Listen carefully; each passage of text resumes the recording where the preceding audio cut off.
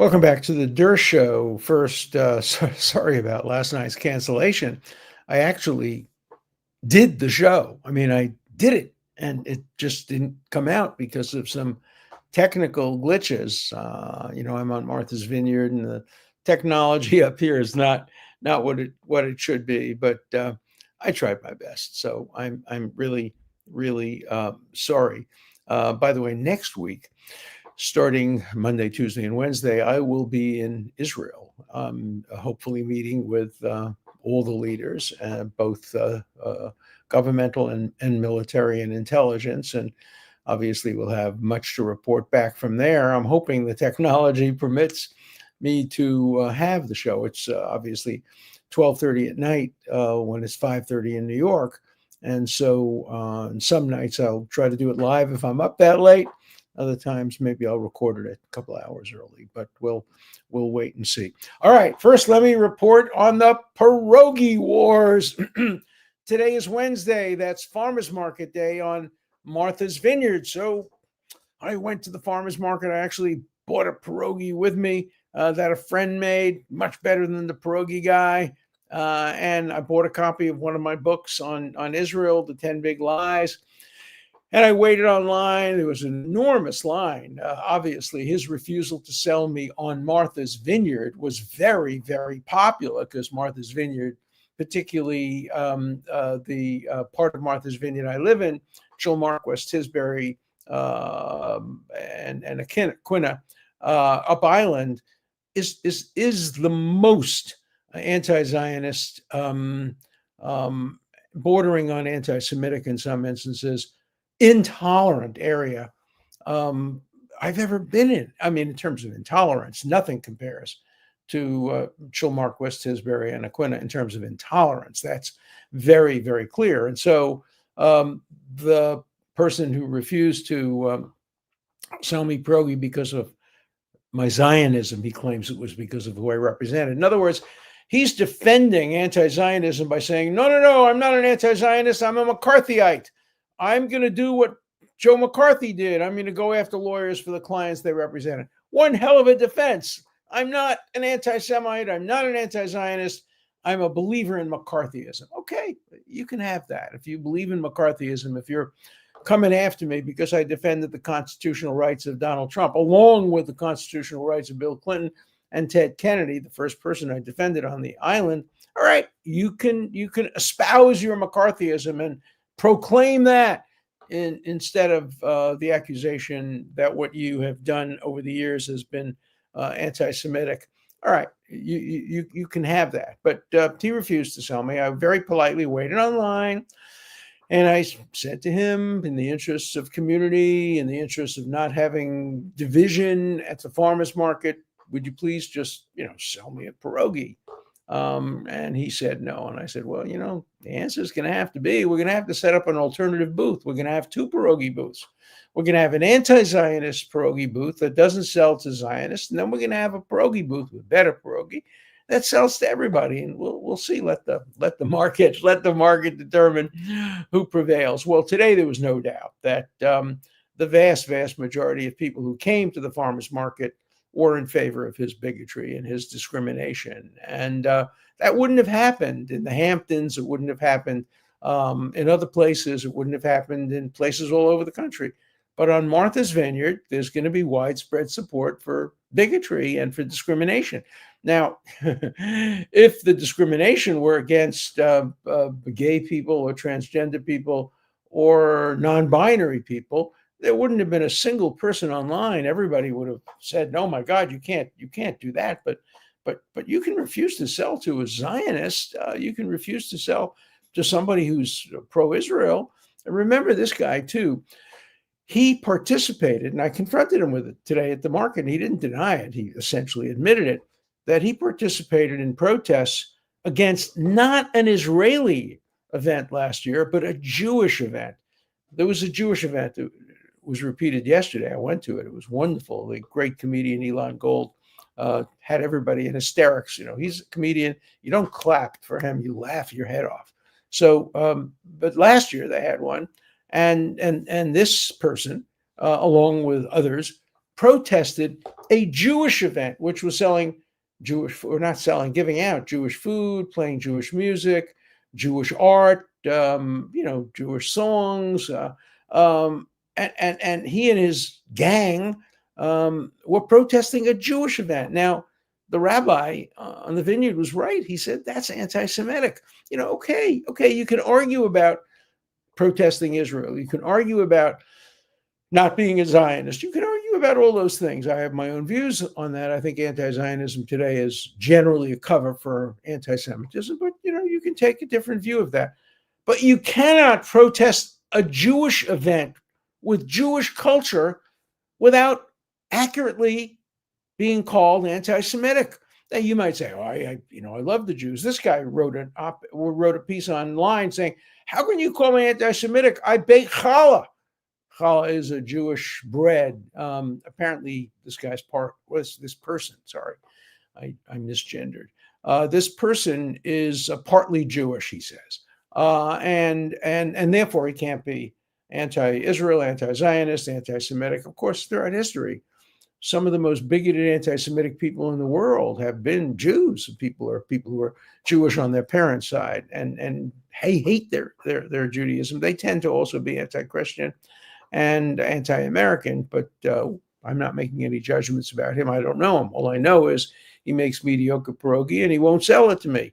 I try to give him a pierogi that was really, really good, but he was not interested in comparing his pierogi to their pierogi. So, I'm taking a lot of flack for it on the vineyard. I took some flack for it on Colbert, who just totally described everything that happened. Colbert had me calling the police. The last thing in the world I was going to do is call the police. He called the police, and they tried to stop me from protesting. They were trying to deny my First Amendment rights. I wouldn't accept it, and I stood my ground, and I moved away a few feet, but I continued to say to people, I don't think you should buy from a vendor who discriminates. You wouldn't buy from a vendor who discriminated against Black people or gay people or transgender people. You shouldn't buy from a vendor who discriminates against Jewish people and Zionists. So, we had a good, interesting, the farmers market was very happy because everybody came to see my little confrontation. So it was more crowded than I've ever seen it on a Wednesday. And he certainly can't complain because he got more customers than he's ever had before. I think once they eat his pierogi, they're not going to come back. But they didn't come back for his pierogi. They came back to protest me because I was protesting him. And on Martha's Vineyard, bigotry will prevail if it's bigotry the right way. Bigotry the right way. You can't be a bigot against certain people, but you can certainly be a bigot against Jews, Zionists, and Alan Dershowitz. So I'm not going to take that sitting down. And I'll be back every time he's there. I'll be there. And I'm going to make sure that the farmers market changes its rules. And if they don't, see you in court. Okay. Very interesting development before we get to the subject today. In the mayoral race in New York, this Democratic socialist, nothing democratic about him at all. He's a non-democratic. I don't mean with a big D, I mean with a small d. He's a progressive, which means regressive, totalitarian, basically, who's running to be mayor of New York, Zoran Mamdani. And apparently there was big discussions in the Oval Office. I'm just taking this from what I see in the newspaper, with President Trump and several political figures in New York, including several friends of mine, people I'm close to.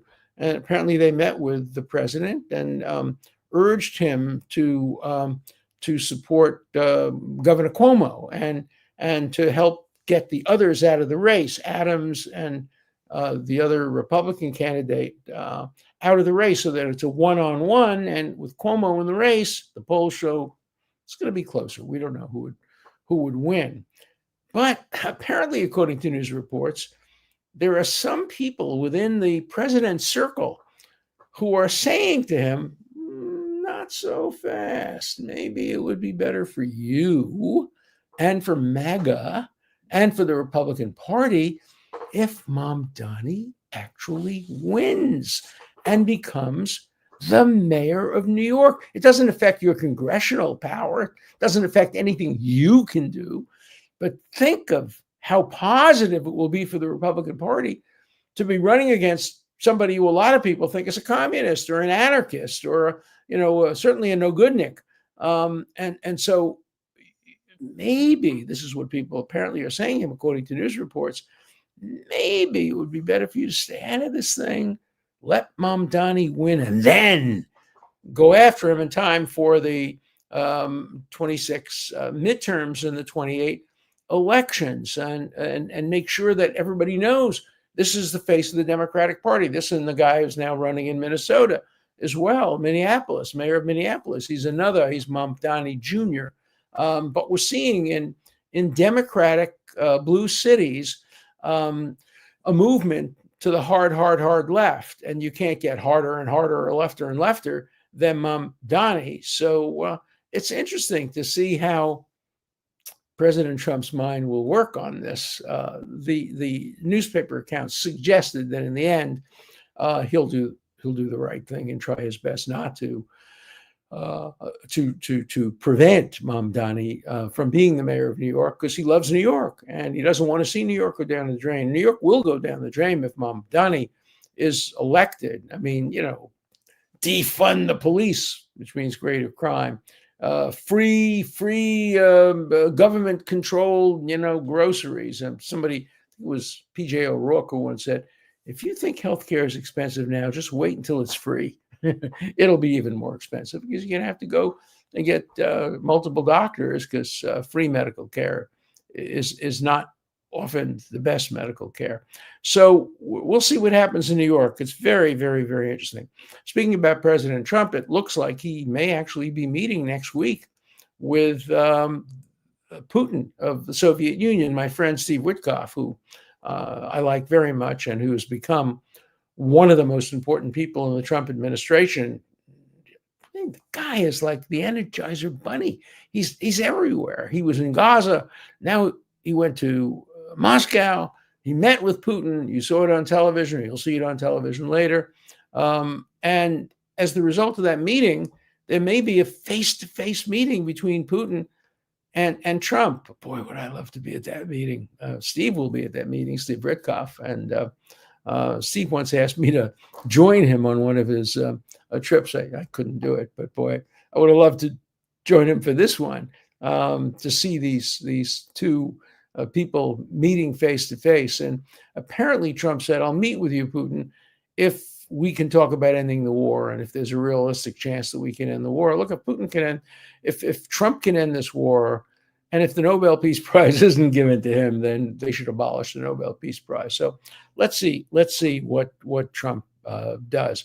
And one final point, a lot of news today about Trump, particularly before we turn to the subject at hand, which is about Trump as well. And that is, apparently there was supposed to be a high-level meeting in Vice President Vance's office today or tonight with Vance, in which the head of the Justice Department, Pam Bondi, and the head of the FBI and the White House Chief of Staff, to deal with the most important problem in the world. The most important problem in the world is not Putin. And despite what I did all day today, it's not perogi, but it's close to perogi. It's Epstein.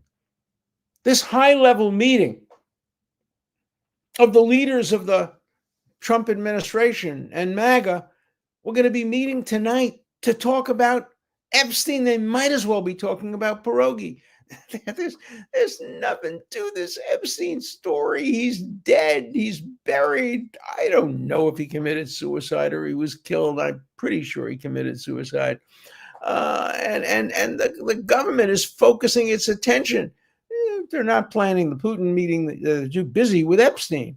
They're not trying to resolve the hostage crisis. No, come on. That's not as important as Epstein. My God, Epstein. I've never seen a dead man have as much influence on governmental policies as the dead Jeffrey Epstein. I mean, this is a guy I knew. He was not much when he was alive, but boy, post-mortem, the guy is the most important guy in the world. If you Google Epstein, I haven't done it, but I bet you find almost as many hits on Epstein as you would on Trump or Putin. What a world we live in. What a crazy place to see Epstein have that kind of post-mortem life. My God, Epstein didn't believe in life after death. He was an atheist. But he certainly has had a life after death, a more interesting one, actually, than the one he had when he was alive. So we'll see how all these stories unfold, but I'm happy to give you my insights on them as we go along. Okay, so let's talk about the subject at hand. Both sides, Republicans and Democrats, are misusing the criminal justice system and weaponizing it. Some of you will remember that when after President Trump was elected, when he was president-elect, but before he was sworn in, I was invited to Mar-a-Lago to give a talk on weaponization of the legal system, on lawfare. And the president, I'd met with him before that, and I told him I was speaking, and he said, "Oh, yeah, I want to come and hear you." And so he came, and he stood up in the back of the room, and I made my talk on lawfare. And I said at the end, the Democrats started it all, obviously, by going after Trump. Letitia James, Attorney General of New York, and the District Attorney of New York both campaigned on the issue of get Trump. And, now they're going after Jack Smith, saying he politicized the legal system. My God, these guys politicized the legal system more than anybody. So it all started, obviously, with District Attorney Bragg and Attorney General Letitia James. Bragg convicted Trump, got a jury with a judge who was one-sided, got a jury to convict Trump of a non-crime. It's just not there. It's not on the books. You can't find it. Nobody can figure out what it is. He listed payments to settle a case as a legal expense. Of course, what I would have done, and I'm a lawyer with 65 years of experience, I would have listed it as a legal expense, but they said, no, that was a misdemeanor. But the misdemeanor was gone by the statute of limitations. So they said, oh, I'll tell you what we'll do. We'll take this misdemeanor, which isn't a misdemeanor because he didn't do anything wrong. In fact, he didn't do anything. It was like a third secretary in his accounting office who did it. But we're going to take this misdemeanor and voila, we're going to turn it into a felony by saying he committed the misdemeanor in order to commit a felony. Wow, that's pretty complicated. The felony was he was going to cheat on his taxes 2 years hence by taking it as a legal expense. Well, A, it was a legal expense. Second, he didn't list it as legal expense on his taxes, and he didn't take it as a tax deduction. So that's just a myth. Then they said he did it to influence the election because nobody really in the world knew that there were accusations against Donald Trump. Oh my God, nobody knew that. There were so many accusations out there, so many lawsuits, that by paying this hush money, he helped increase his chances of being president. That is such total nonsense. It doesn't pass the giggle test, but that's what the Democrats did. So in my speech, I turned to President Trump. He was in the back, and I said, I'm hoping that the Republicans don't sink to the level that the Democrats sunk to, and I hope they don't try to play tit for tat, get even, just because the Democrats went after them and used lawfare against them. I was hoping the Republicans wouldn't use lawfare against the Democrats. The best response to being victimized by lawfare is to just announce, we're not doing this. We're not going to do this. We're not going to have lawfare. We're going to play it straight. And for the most part, they have. But now we're seeing at least indications that maybe the Justice Department will be subpoenaing people, both in the Epstein case, but more importantly on the weaponization cases, and maybe there'll be a grand jury. My answer is no, you shouldn't have a grand jury. What you should have is congressional hearings. That's what congressional hearings are about. They're supposed to be a check and balance on the executive and also on the judiciary. And so the way to do it is to have hearings, subpoena the witnesses. Yes, you can subpoena Democrats. That's fine. Subpoena them and cross-examine them and find out and get their documents. And only then If there is a significant, substantial basis for opening a criminal investigation, then you open a criminal investigation. You don't engage in ready, fire, aim. It has to be ready, aim, fire. And the aim has to come from subpoenas and testimony in front of Congress, not criminal, civil. And yeah, sure, they can plead the fifth, but they won't. You're not going to get leading figures pleading the fifth. I've been advising criminal defendants for more than 60 years. In all those years, I have never once advised the client to take the Fifth Amendment. I've advised them to take the Fourth. I've advised them to take the First. I've advised them to take the Sixth. I've advised them to take the Seventh, the Eighth, but never the Fifth, never the Second.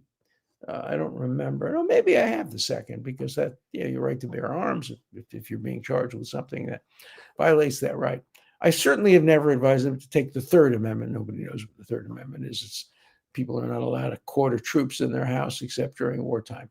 But I've never advised them to take the Fifth, because even though taking the Fifth is not an indicia of guilt, it's perceived that way. And, I grew up during the McCarthy period when people were called Fifth Amendment communists. You're a Fifth Amendment communist. So I don't want my client to be considered Fifth Amendment criminals, Fifth Amendment, whatever.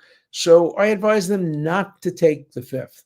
And I don't think any of these people are going to take the Fifth. They may claim executive privilege. That would be interesting, because many of them opposed the Supreme Court's decision on executive privilege. But hypocrisy is our national byword. So people will perhaps invoke executive privilege, even though they oppose the Supreme Court decision granting a broad executive privilege, a little bit too broad in my own view, but it's hard to deny the executive a privilege when the Supreme Court has already given the judiciary a privilege. Neither is in the Constitution explicitly, and both are probably required to some degree to allow the government to function. But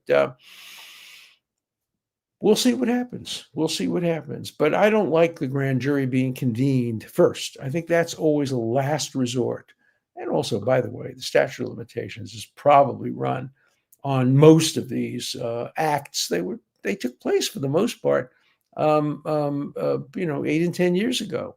There may be some that are within the statute of limitations, but again, don't weaponize, don't engage in lawfare. I don't care if you're a Democrat or Republican.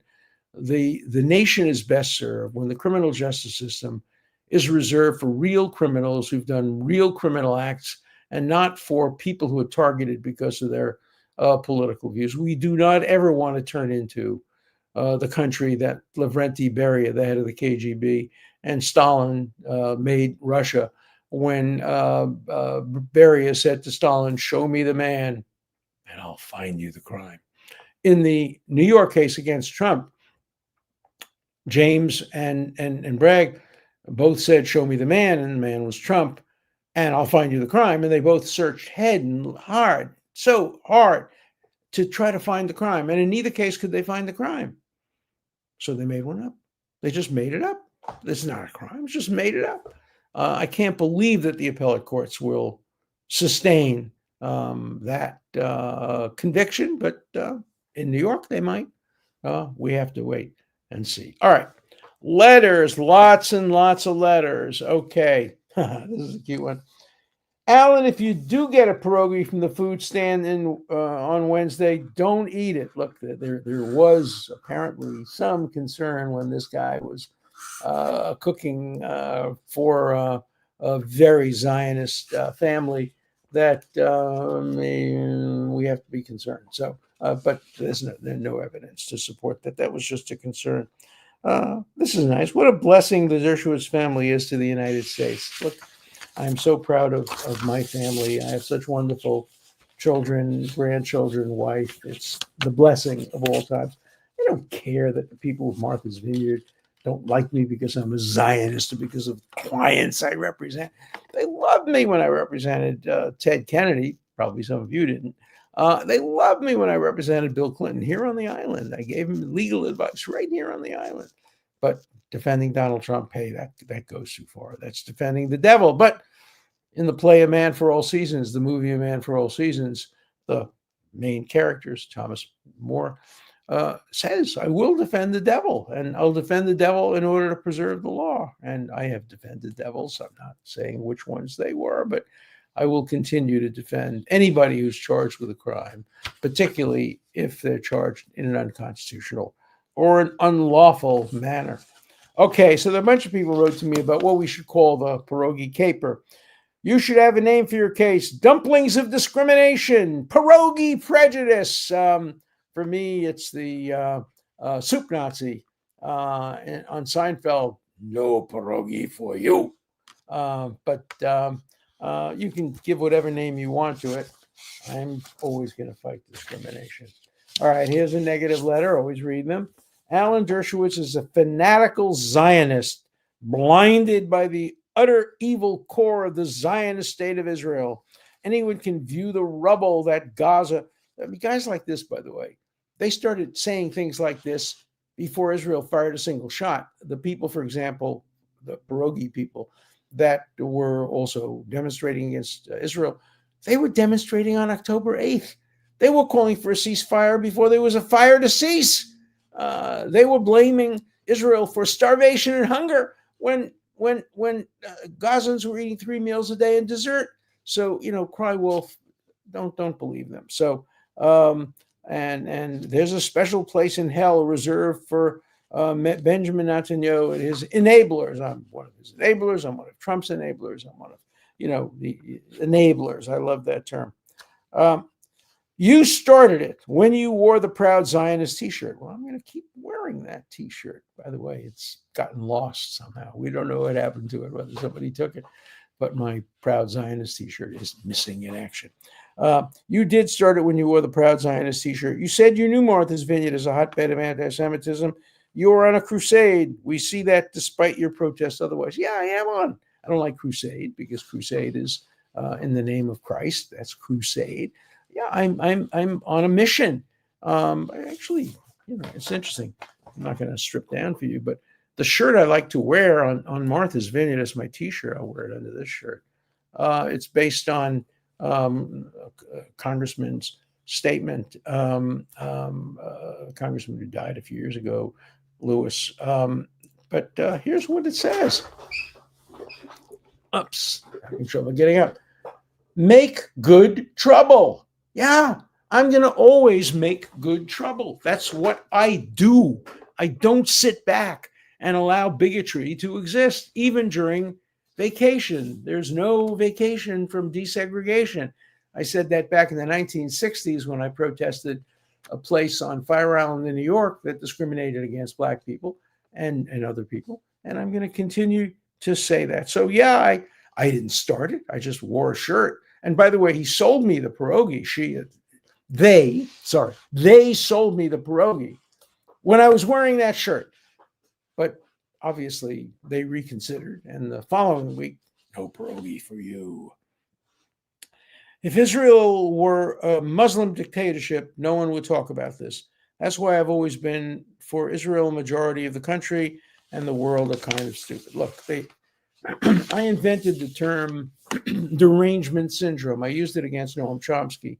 I said, you could talk to him about anything about linguistics, but you mentioned Israel and his brain turns to mush. He has Israel derangement syndrome. Then that term was borrowed, and then it was applied to Trump derangement syndrome, Netanyahu derangement syndrome, etc. Okay.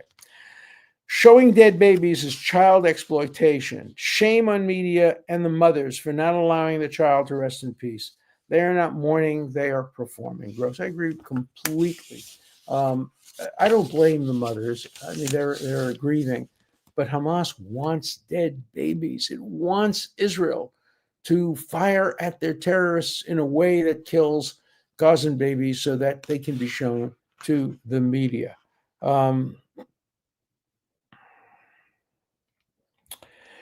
So one person writes to me and says, I am a Zionist based on that definition. Remember, I gave you a definition the other day. A Zionist is merely somebody who believes that Israel has the right to exist as the nation state of the Jewish people, the way Jordan has a right to exist as a Muslim state, Saudi Arabia as a Muslim state, many European countries as Christian states, Ireland is a Catholic state. Italy, I think, is maybe officially, I'm not sure. But many, many countries have religious identities. In Israel, it's not a religious identity. It's a nationhood identity. It's a nation state of the Jewish people, not of the Jewish religion. In fact, it recognizes separation of church and state, maybe not to the degree that I would, but neither does America. Okay, let's see if we have one more. Too many people who virtually signal never again, can't wait for the next time. Follow not a multitude to do evil. I should wear that shirt. Follow not a multitude to do evil, when all the people on Martha's Vineyard stood behind this bigoted anti-Zionist, maybe anti-Semite, and booed me and cheered him. I should have had a shirt that said, follow not the multitude to do evil, do good. See you next week. From Israel.